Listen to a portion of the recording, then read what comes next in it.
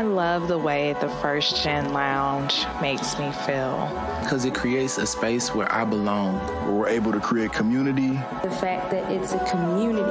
It's a safe place. It also gives me a place to understand different perspectives. The stories of these individuals prescribe transformational perspective. I receive encouragement, enlightenment, empowerment. And also serve as a catalyst to just keep going. Where we're able to be our true selves. I'm allowed to be an unapologetic first gen. And above all else, tell our story. And every episode is unique. I love it. I'm your host, Dr. Eve, and I'd like to welcome you to the First Gen Lounge. All right, good people, good day. Hey, super excited to have a very dynamic Black woman on this show today who is out here doing some amazing work, which she's going to tell you all about. Dr. Tameka Ellington. Hello, Ellington. Excuse me, Dr. Tameka Ellington. Like, I was trying to be smooth about it and mess it up. Dr. Tameka Ellington. How are you? Welcome. Thank you for being here. It's my pleasure. Thank you so much for the invitation. Oh my gosh, you are so very welcome. So very welcome. So for those of you who are listening, how did we meet? Let me give you the story really quickly. I saw her in a newsletter and I was like, I got to find out who that is. So that's how it is. That's a big timer.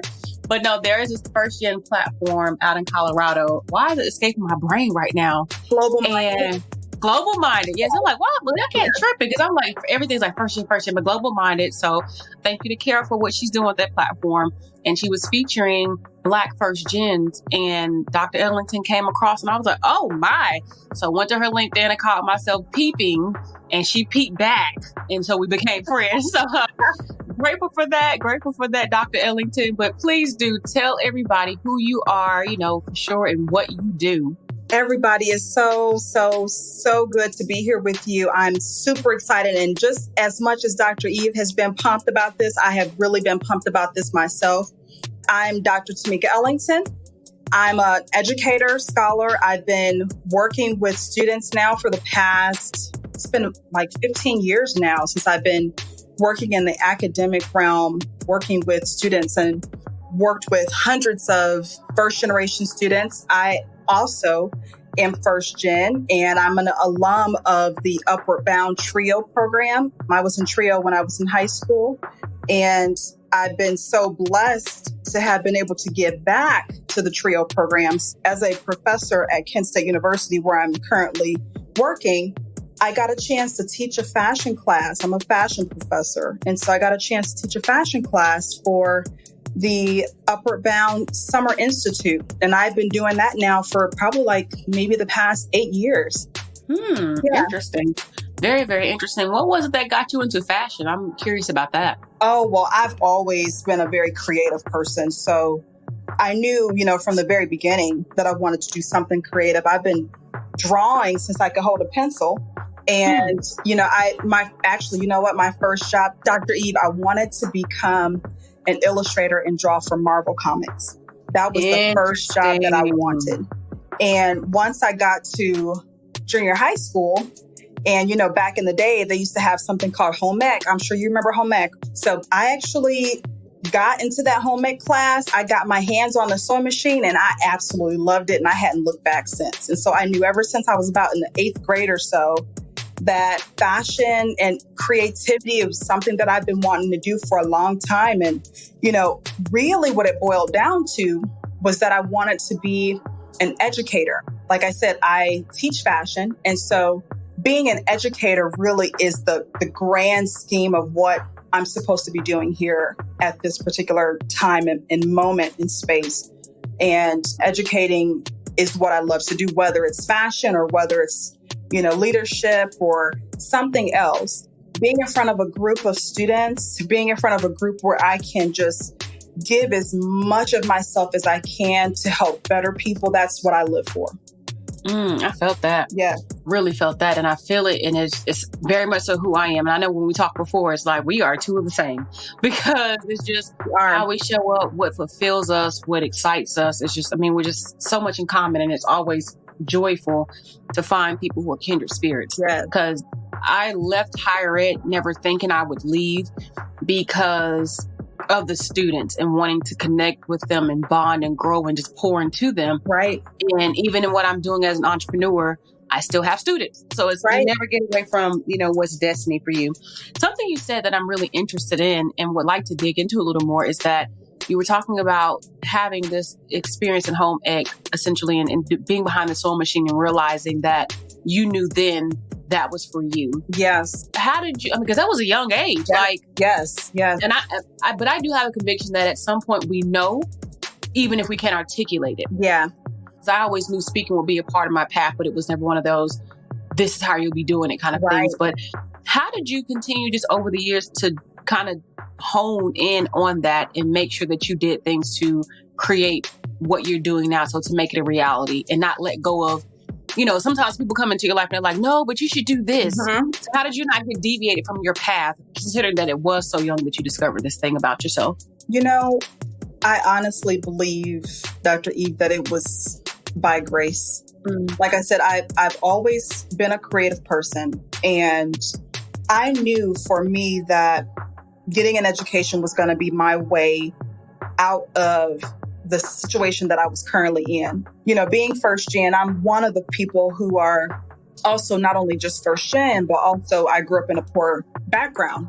I grew up in the inner city of Cleveland, and all around me were people who, were just living that criminal lifestyle or, living that hopeless lifestyle. And even in my own household, there was a little bit of an essence of hopelessness. And I just knew that I did not want that for myself. It was like what I was seeing around me, I wanted the total opposite of that. And so once I found something that I loved, like I said, I love drawing and I love just making. I'm a maker. I just recently got into doing carpentry work. So I've been making furniture and stuff too.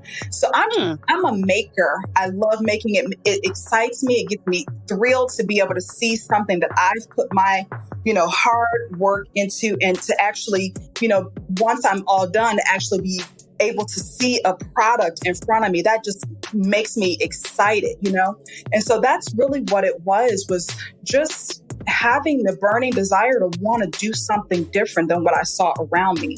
I didn't know that I was going to become an educator. I just thought that I was going to be a designer for the rest of my life. And I worked in the fashion industry for several years, and I just wasn't fulfilled. And so, my husband was like, well, why don't you maybe think about getting your PhD? Because I had already gotten a master's at Michigan State. And while I was at Michigan State as a grad student, I got a chance to teach a class.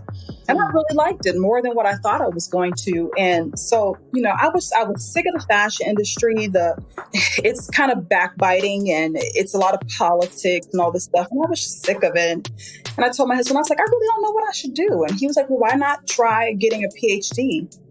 So I went back and got my PhD. I started teaching. And once I got into the classroom, I was like, okay, this is it for me.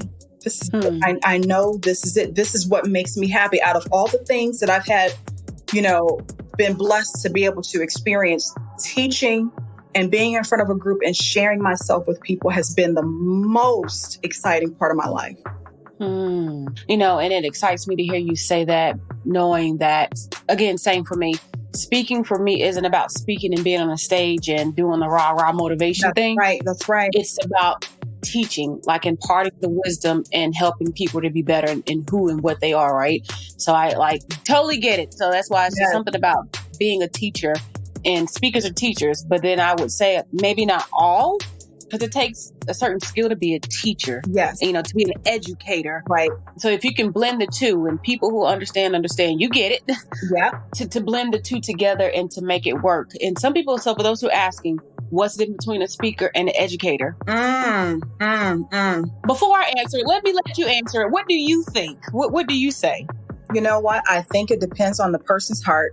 And I'm just going to say it that way. And because there are speakers that are there, like you said, for the rah-rah, and there because they want to be in the spotlight.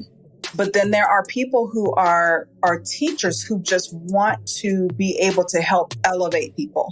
They want to be in front of a group of people speaking so that they can elevate them. So, I mean, it's a fine line. I think it's a real fine line, because if you're going to speak about something, you're going to be teaching. But if your heart is really in a place where you really have the ultimate aim of making somebody else's life better, then that's when, you're an educator, you're a spiritual fulfiller. That's, I don't know. It's a real fine line. What do you think, Dr. Eve? Yeah, you hit the nail on the head. So my thing is, anybody can speak, but not everybody can educate. That's right. Because there is the part to where the education comes in the intentionality. That's what I'm trying to get at. Exactly. So I can go in and I can speak, and anybody can speak about almost anything. I can still get up and speak about something I don't know anything about, but I can speak about it, because it's the idea of I can read something really quick and speak about not knowing about it. Right. So it doesn't take, I think, too much of it. It takes a skill to speak, don't get me wrong.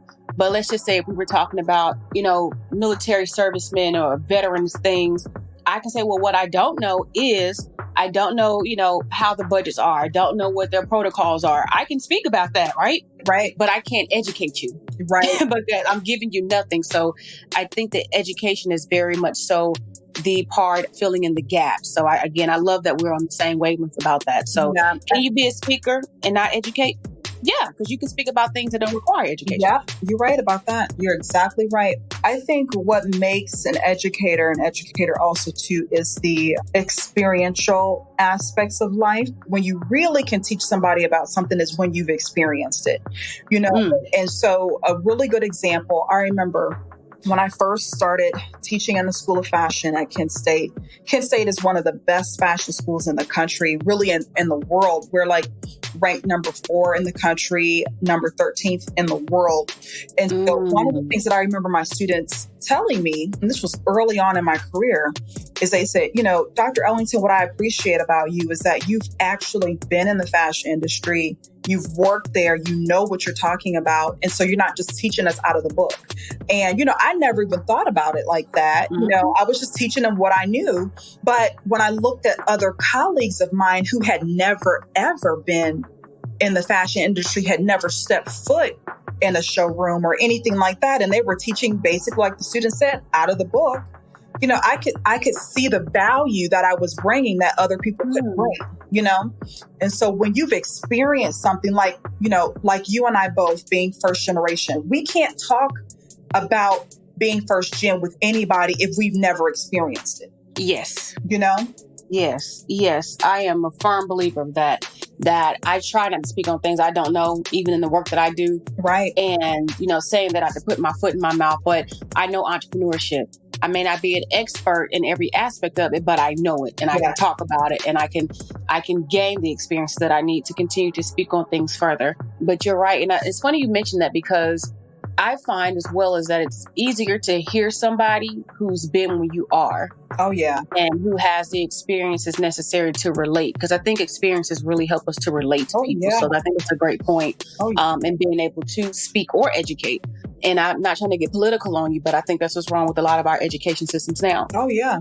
You want students to do well and to thrive, but they can't because they don't have the conditions for which they are given to thrive with somebody who can even connect with them or understand where they're coming from.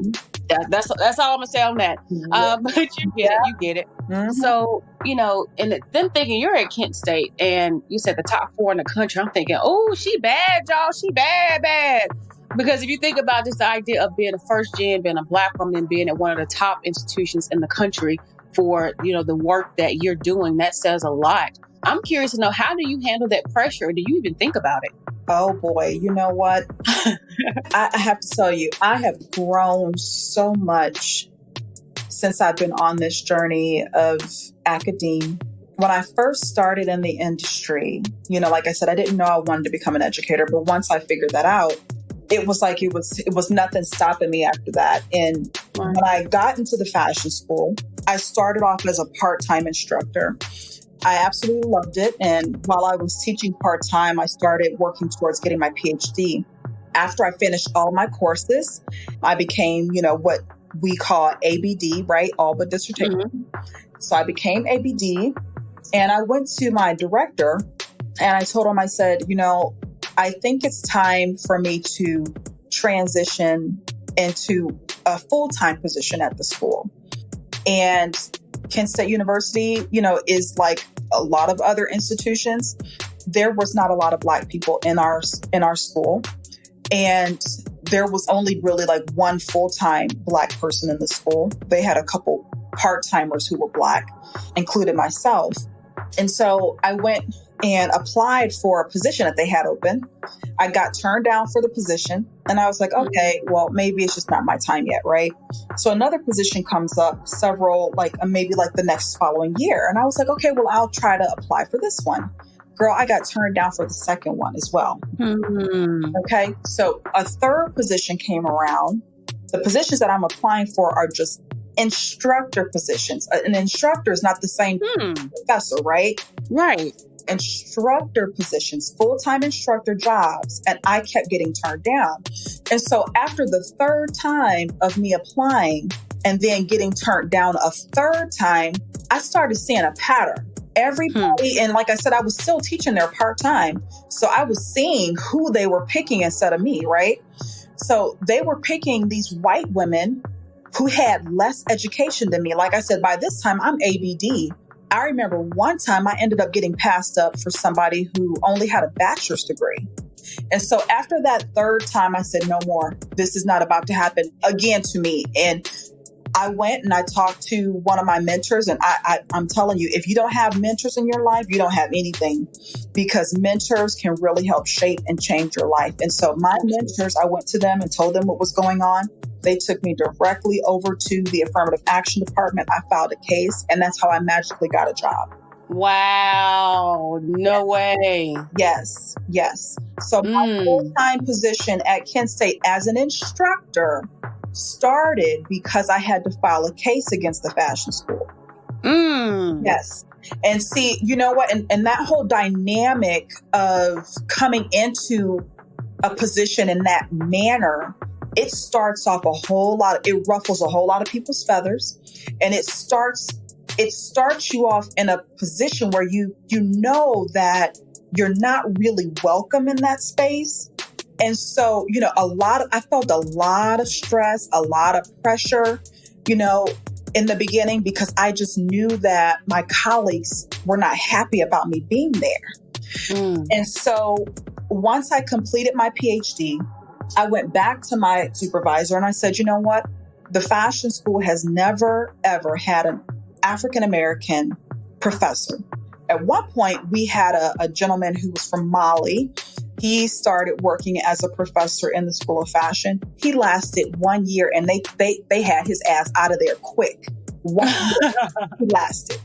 So I went back, like I said, I went to my boss and I said, the fashion school has never had an African-American professor. I said, I think it's time. And he said, you know what? I couldn't agree with you more. So, wow. Yeah, so he did a position waiver for me. I was the very first person ever in my department to do what's called a position waiver. So that's when they take you from an instructor position to a professor's position, right? And so going into that position, I'm telling you, I was faced with so much animosity by my colleagues. I felt so unwelcome and so they did not want me. They blatantly said, she's not qualified enough to be here. She's not talented enough to be here. And the thing that was pissing me off about it is okay, I'm a designer, right? All of my design colleagues, you guys all have a master's of fine arts. I have a PhD. So you're still trying to tell me that I'm not qualified enough to be here? Okay. So the first 2 years on the tenure track was complete hell for me because I felt like I was being watched. I felt like they were waiting for me to mess up. Once those 2 years evolved and I got a chance to grow in those 2 years, I remember I just got, how sometimes when God can just give you a message and it just kind of knocks you into the place that you're supposed to be. And so I was just sitting there one day, just distraught. And God was like, why do you care so much what they think?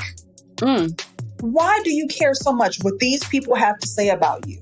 Once I got that through my head, I was like, oh, I'm on fire now, honey. These people, whatever they got to say, don't matter to me because I'm about to show them what I am made of. I became one of the top scholars in that department, one of the top designers in that department, showed my work across the globe, China. I went to Korea. I went to lots of different places showing my artwork because I got a chance to get over the fact that I originally wasn't supposed to be there. And I stopped caring about what other people thought about me. And once I got that under my belt, I could do anything. You know, I was ready. I was on fire after that. Listen, you got me over here stumped. This took a turn that the transparency, the rawness right now is like, whoa. Yeah. And I was going to ask you, how were you, how'd you get to a place of being bold enough to even talk about this and you still there? Ooh, honey. But you answered it. Honey. You answered it. You stopped caring. Yeah. Because it is what it is. And you know what? It's funny because what ended up happening, because I would speak about it, but I would only speak about it to people who I was close to or who I knew could help me in the situation. Like I said, I had several mentors who were working with me to make sure that I had everything I needed. But I ended up getting promoted and I got tenure, right? After I got promoted and I got tenure, girl, you couldn't shut me up. You could not shut me up about what my experience was. I'm actually no longer teaching. I moved into an administrative role. And so I'm now the assistant dean for the College of the Arts, right? Wow. You know what I'm saying? These people didn't want me there. And now I'm running the show, right? So, say it.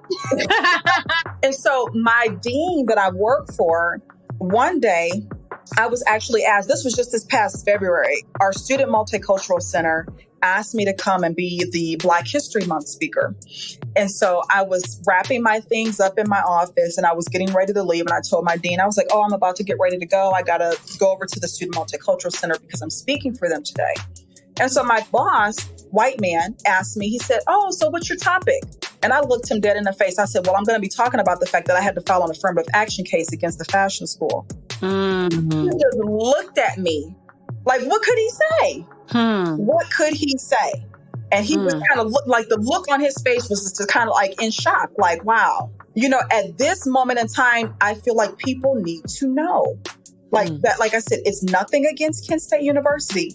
It's nothing against Kent State University. Kent State is a small microcosm of the rest of the world, the rest of the institutional, our societal makeup, right? So Kent State is a part of that societal makeup. So, like I said, I absolutely love Kent State University.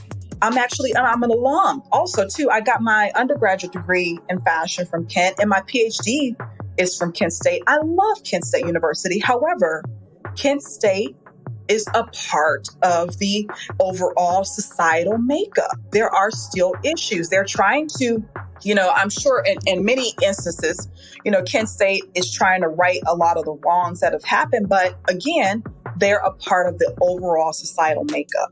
What's happening in society is happening at Kent State University. And here you are blazing the trail, literally. Hey, you know what? And it's funny because now, Eve, remember when you were just talking about, being with the students and how much you love being with the students? Yes. Me stepping over into the dean's office was very painful for me because I knew I needed to do it. First of all, because the dean's office had not seen a Black person in that office. And it was I think maybe 2 or 3 decades. There had not been another Black dean in that office. And so I knew I needed to do it. But it broke my heart to have to leave the students. And after I left from the fashion school to come over to the dean's office, students started trying to find me. They started tracking me down. And I'm like, I'm sorry, but I'm not in the fashion school anymore. If you have issues over there, I can't help you. You need to go and talk to your faculty or, talk to whomever your instructor is. It's really been a difficult transition because I absolutely love my students, but I needed to do it so that I could have presence in that office so that those students could see me in that role. It's really fascinating to me to hear you say that you left the thing too that you love to break the barrier. Yeah. And, then again, being first. Yeah. Again and again. And it just makes me think about, at what point do we, even if it's temporarily, step outside of what we know to do something more significant than we are and come back to it. Because it sounds to me like that's what you're doing. So, and I guess, to those of you who are listening, who are wondering yourselves right now, is it something that you need to do?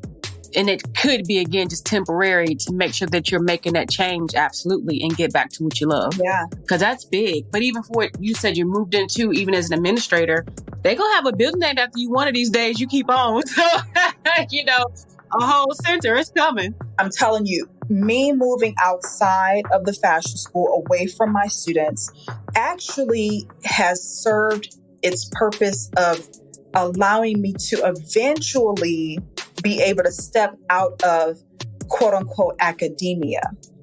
Because of the fact that I just started my business. I started a business, First Generation Revolutionaries. Started that business. I actually started a foundation. So I have the Ellington Family Foundation, and I've been working on some other projects as well. And so it's given me the opportunity to step away from being face-to-face in the classroom with my students so that I can then step into really what God is wanting me to do now. This business and teaching is still something that I'm going to be doing, but I want to do it on a grander scale. I can see myself going around the world, and I'm sure you can understand that. Oh, yeah. Going around the world, educating and uplifting people. That's what I want to do. And I can only do that if I step outside the classroom, And so, me taking that administrative job was just another way for me to kind of just bridge the gap to where it is I'm supposed to be going in this life. I'm with you 100%. And not just trying to be the yes man, but it's like, we are the same. And the only difference is I just transitioned out. Okay. Yeah. I was like, I'm gone. But I don't feel like that was the wrong thing for me to do. Yeah. More so because exactly to the point that you just made, I knew at some point in my life that I was supposed to serve people beyond the classroom where I was an institution. Yeah. Like, I knew I was supposed to serve more students, more people around the world, and one institution wasn't going to do it for me. I just couldn't figure out what that meant. But fast forward, now I have my own online programs and courses and things that I offer and speaking engagements to where I am literally serving people across the world. Wow. And what it looks like may not have been, okay, it's a classroom at this particular place in this particular state and city. It's no, I created my own classroom, a global classroom, be it podcasting, be it speaking. And that's something that is powerful to me to have realized recently. And I'm like, oh boy, I said it, but what did it mean? And so even for you, what does that look like? You said you want to travel and do it. It's going to happen. Right. That's right. It's going to happen. And so I'm sorry, Eve, to cut you off, but when you said that there's going to be a building named after me, the reason why also I started the foundation is because I wanted to become one of the top donors. The School of Fashion right now doesn't have any Black donors. Goodness gracious. The people that are on the wall, we've had donors give millions of dollars, to the school for equipment or to remodel the building or whatever. One day, my name, the Ellington name, will be on one of those walls. Yes. It's going to happen sooner than later. Because you're not the one to be played with. That's what we go. Well, that's what we know. Okay, it's gonna happen. I'm looking forward to it. I'm gonna look up one day and said, okay, I see you, girl. I'm gonna drop that gift on in the mail because I don't know when I'm gonna be. But no, really though, but it's going to happen, and you are the one. Like, you not the one and the one at the same time. You understand? Yes. But I'm so enjoying this. I do want to ask you, another question just really quickly because we're at a point where we're about to wrap up. But one of the thoughts, that I have is, what do you tell another woman, another Black woman, especially in academia or anywhere else for that matter, who is experiencing some challenges herself and just kind of feels like she doesn't know what to do because she's scared to lose her job and she got to take care of her family? Because what you're doing is bold. Because, there's a risk, and that risk is that backlash of, let's get her out of here in some kind of way, and yet you keep rising. So what do you say to that woman right now who just needs a word? Honey, let me tell you. Okay. What I usually tell people who, and I get a lot of people that ask me about this because, like you said, because of the fact that I've been so bold about it, I've had colleagues of mine that work at Kent State with me who've said, you know what, Tameka, they'll call me up or either they'll email me and say, this is what's going on with me. I don't know what to do. And so something that has allowed me to be this bold is the fact that, first of all, I do a good job at what I do. I am excellent at what I do. So there's no denying that I'm qualified. There's no denying that I'm supposed to be where I'm supposed to be. So put yourself in a situation where they can't live without you. Put yourself in a situation where they depend on you to be there. Now that I have been out of the fashion school for the past year and a half, I'm a tech designer by nature. So when I was out in the fashion industry, I worked as a tech designer. A tech designer is like the engineer of the apparel industry. I was the only person in my department out of 30 some odd faculty who knew how to do tech design. So I designed the curriculum. I did everything to start the whole process of teaching students about tech design. And now that I am not in the fashion school, they're not getting tech design anymore because nobody else know how to do it. And so I made myself so valuable that there's no way that they're going to want to get rid of me because they will be losing out on something great if they got rid of me. And like I said, again, I stopped caring. I stopped caring what other people thought about me. Once I had that power, I don't know if I told you about this, Eve, but in November, I dropped my first book. It's called Make Fear Your Superpower. And in that book, I talk a lot about my experiences, and I talk about various different kinds of fear that we have. And caring about what people think about you is a level of fear. And so once you can drop that fear, once you can forget about what other people think about you, because you know what? I'm here to serve and I'm here to do whatever God wants me to do. I don't care what none of y'all got to say, whether you like me or you don't like me. I'm here to do God's work. And you're not going to get in my way about that. So you can just move on to the side.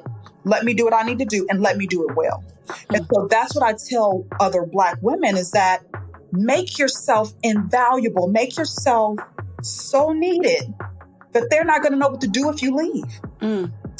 It's difficult, honey. I'm telling you, being a person who is first gen, not only did I have to deal with the nonsense from people at my work, but I also have to deal with that kind of nonsense in my own family too.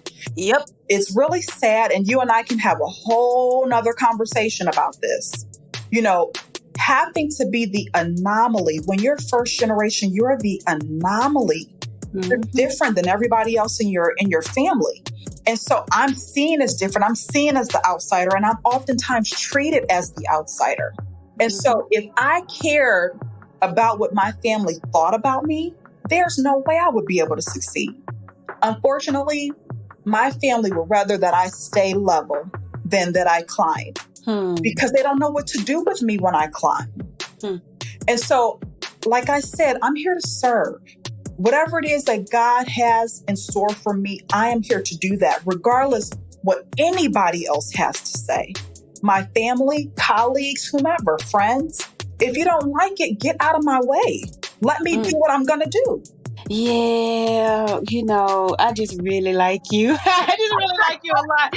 Yeah, I don't have to say anything at all. Just, what Tameka said. That's it. We can have long conversations, I'm sure. We could. Look, I'm about to start a hashtag. We're going to trend you. Hashtag what Tameka said.